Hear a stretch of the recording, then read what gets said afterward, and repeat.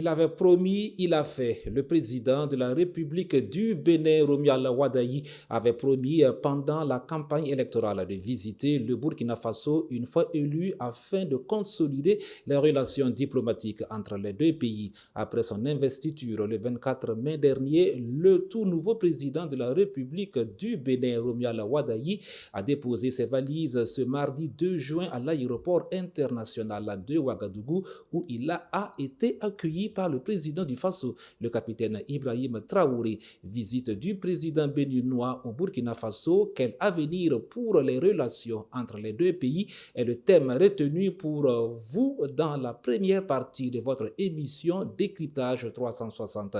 Et quant à la deuxième partie de votre émission, il sera question de la stratégie de lutte contre le terrorisme au Mali. Les autorités maliennes qui suspendent la circulation et la vente des motos dont la cylindrée est égale ou supérieure à 125 cm3. Alors, mesdames et messieurs, voici donc présentés les deux thèmes qui seront débattus au cours de cette émission par notre invité Jules César Ouangré, secrétaire national chargé de la communication de l'Association Jeunesse Citoyenne pour la Souveraineté, JCS. Bonsoir, monsieur Ouangré, et bienvenue au décryptage 360 sur Kaziba TV. Bonsoir, monsieur Da, et bonsoir à tous les spectateurs de Kaziba TV. Je rappelle aussi que vous êtes le porte-parole de JCS. Effectivement. Mesdames et messieurs, bonsoir à vous également. Soyez les bienvenus au décryptage 360 sur Kaziba TV. Alors, monsieur Jules Ouangré, vous l'avez suivi, l'actualité en tout cas en parle. Chose promise, chose faite. Le président béninois qui avait promis de fouler l'espace AES a enfin respecté parole. Il a tenu parole. Après le Niger, il est arrivé au Burkina Faso le mardi dernier. Ça commence déjà bien entre le Burkina Faso et le Bénin. Effectivement, on peut le dire que ça commence bien parce qu'il faut le dire que Romuald Wadayi était un ministre effectivement de talent. Il sait très pertinemment qu'il hérite d'un pays qui avait des aliments qui n'étaient pas conformes effectivement à l'esprit de l'AES, à savoir par exemple les tentatives d'isolement de l'AES, les fermetures de frontières comme vous le savez bien, et puis aussi le fait qu'on n'arrive pas à partager clairement les diagnostics liés effectivement à ce terrorisme transfrontalier. Donc il le sait très bien, donc raison pour laquelle lors de son déplacement, nous voyons très bien qu'il est venu avec son ministre du Commerce, avec son ministre des Affaires étrangères. Cela en dit long. D'accord. On a vu le communiqué conjoint de presse relatif à cette visite d'amitié lu par le ministre des Affaires étrangères du Burkina Faso. Un communiqué qui en dit beaucoup sur la franche collaboration entre le Burkina Faso et le Bénin. Et qu'est-ce qu'on peut retenir de ce communiqué conjoint? Effectivement, c'est, comme on l'a dit, c'est une tentative de renouer effectivement des liens à travers, par exemple, les pays de l'AES, à savoir, par exemple, le Burkina Faso et puis le reste du Bénin. Parce qu'il faut savoir, le camarade capitaine Ibrahim Traoré, c'est lui qui a assuré la présidence de l'AES. Donc, il faut dire que c'est à lui qu'il faut passer pour simplement poser les problématiques liées effectivement à l'espace sahélien, à savoir les questions peut-être d'ouverture, de partage de renseignements. Et vous le savez, le président l'a assez bien dit.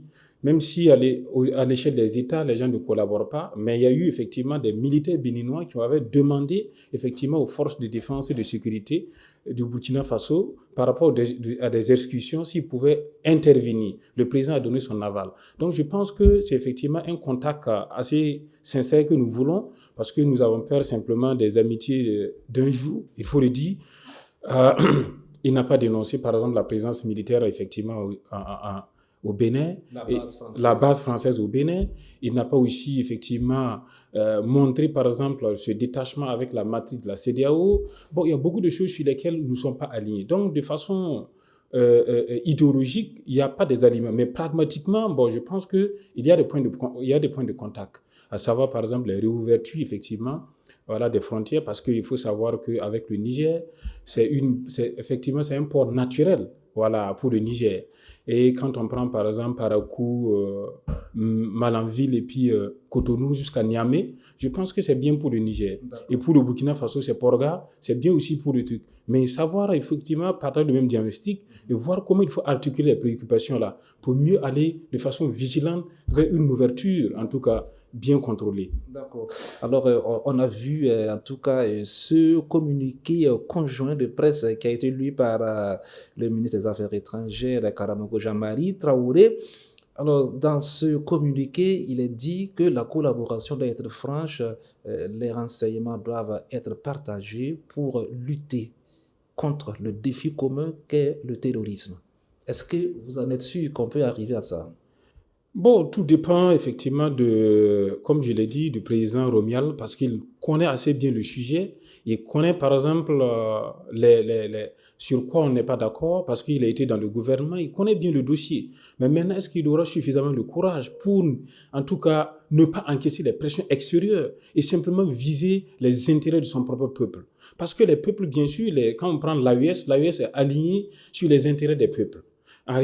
Sur les intérêts des peuples, que ce soit les commerçants, les entrepreneurs, les agriculteurs, il n'y a pas de problème entre nous. Donc c'est parce que nous confondons souvent les problèmes économiques avec les problèmes politiques dans nos différends qu'on arrive effectivement à étouffer nos ports, étouffer notre communauté, étouffer nos peuples. Donc si on a la sagesse de mieux poser les problèmes politiques et les dissocier des problèmes économiques, on pourra trouver un angle où chacun pourra gagner quelque chose. Donc c'est dans cette optique-là. Ils ont dit, mais si c'est le plan de renseignement, parce que l'information n'est pas le renseignement. Le renseignement, ce sont des informations continues qui sont traitées par des experts pour mieux voir comment il faut associer effectivement ces noyaux de terroristes-là. Donc, vous le savez, on peut le partager, mais on ne peut pas le partager si on n'arrive pas à désigner nous-mêmes de façon claire et franche qui sont nos ennemis et qui ne sont pas nos ennemis. Le Bénin aussi qui est victime des attaques terroristes aussi, il faut le souligner. La semaine passée, le Bénin a été victime de plusieurs attaques terroristes. Le président, je vous ai dit, le président est au courant de tous les dossiers. Il sait effectivement que, quand vous regardez la déclaration du camarade président Tiani à plusieurs reprises, c'est que le Bénin est tout le temps indexé comme étant la base arrière, effectivement, de ces terroristes-là, et par le Burkina et par le Bénin. Donc, il appartient effectivement à ce nouveau président-là, de mieux travailler à assainir cette vision-là, à donner, par exemple, des éléments de confiance, des éléments de collaboration franche et sincère. En ce moment, il y aura une ouverture, parce qu'il ne peut pas avoir d'ouverture de frontières sans il n'y a pas d'ouverture d'esprit, et cette confiance-là renouvelée. Il n'y aura pas d'ouverture de frontières tant qu'il n'y a pas d'ouverture d'esprit. Merci, voici ce qui est bien dit et qui nous permet, sans transition, de passer au second thème de votre émission Décryptage 360, stratégie de lutte contre le terrorisme. Le Mali suspend la circulation et la vente des motos de 125 cm3 et plus. Alors, monsieur Ouangré, vous l'avez suivi, c'est l'actualité. Le Mali qui prend en tout cas une décision franche d'interdire la circulation et la vente des motos dont la cylindrée est supérieure ou égale à 125 cm3. Comment est-ce que vous appréciez cette décision du Mali? Nous l'apprécions positivement parce que c'est à travers un diagnostic clair. Si vous prenez par exemple l'attaque de Tessit au Mali en mars 2026, vous avez eu plus de 100 motos qui sont venues dans trois localités différentes à moins de 10 minutes. Donc ça montre que la moto est devenue une arme fatale et effectivement à prendre en compte dans la lutte efficace contre le terrorisme. Donc en ce moment, je pense que c'est bien fait.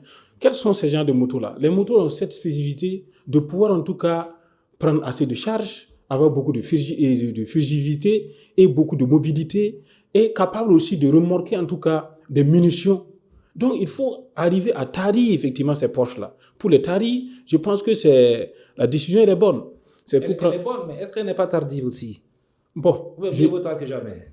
Mieux vaut tard que jamais, comme vous l'avez si bien dit. C'est pourquoi j'ai dit souvent, il faut prendre le temps de voir en tout cas quel est effectivement le poids des décisions et comment il faut les renouveler afin de pouvoir en tout cas durcir. Parce que vous avez vu que c'est comme nous appelons, quand on dit radicaliser la lutte, ça ne veut pas dire qu'il faut aller aveuglément, ça veut dire tout simplement qu'il faut aller vers la racine, comme le mot veut le dire, aller vers la racine.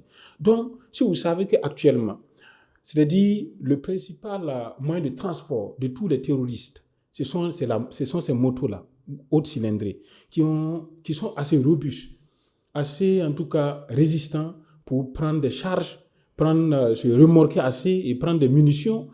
C'est mieux, bien sûr. Traverser le désert. Et oui, dans le désert. Ce sont des motos adaptées au désert. Donc, il faut arriver effectivement à tarir ces sources-là. Pour le faire, il faut faire comment?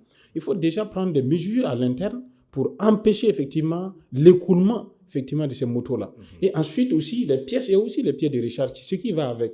Parce que, pour vous rappeler, les terroristes ne fabriquent pas des motos. Et aussi, ils les payent.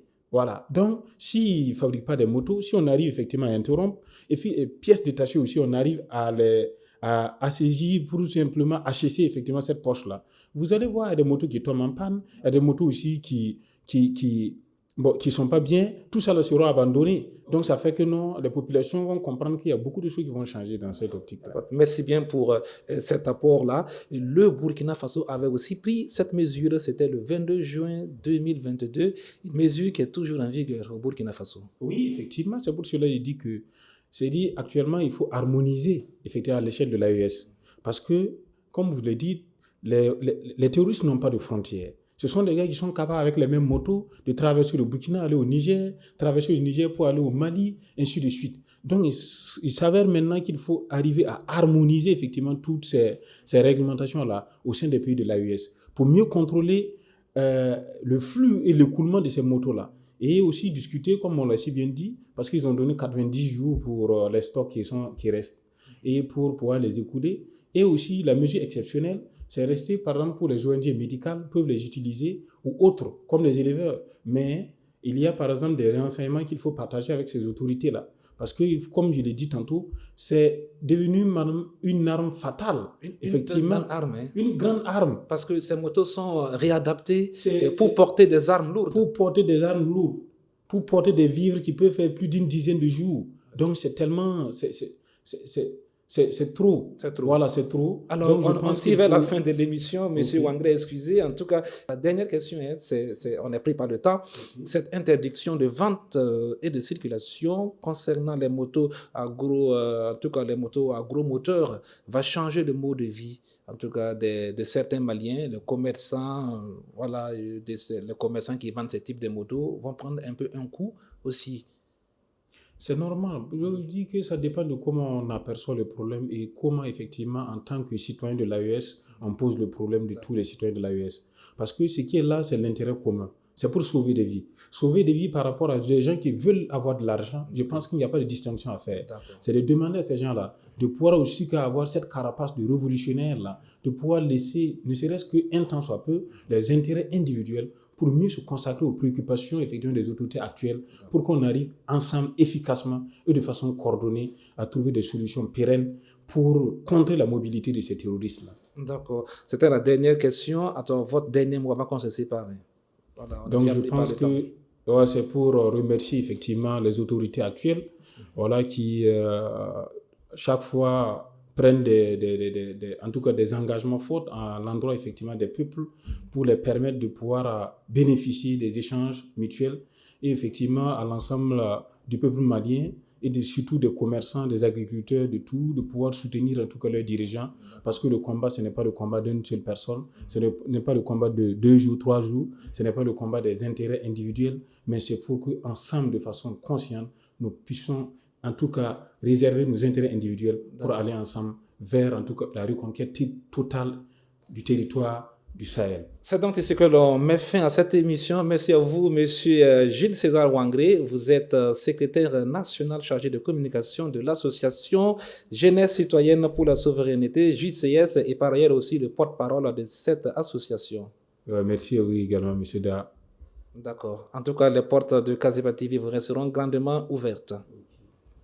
Le Burkina Faso et le Bénin entretiennent depuis plusieurs décennies des relations fraternelles fondées sur l'histoire, la proximité géographique, les échanges commerciaux et les liens humains tissés entre leurs populations. Et cette coopération est aujourd'hui plus importante que jamais car elle permet de renforcer les échanges commerciaux sur le plan sécuritaire face à la menace du terrorisme et de la criminalité transfrontalière. Une collaboration étroite entre le Burkina Faso et le Bénin favorise le partage de renseignements, la sécurisation des frontières et la protection des populations. Ainsi donc s'achève cette émission et continuez de cultiver autour de vous l'amour et la paix et n'oubliez surtout jamais que partout où vous êtes, vous pouvez être informé sur www.kazebatv.bf. Bonsoir.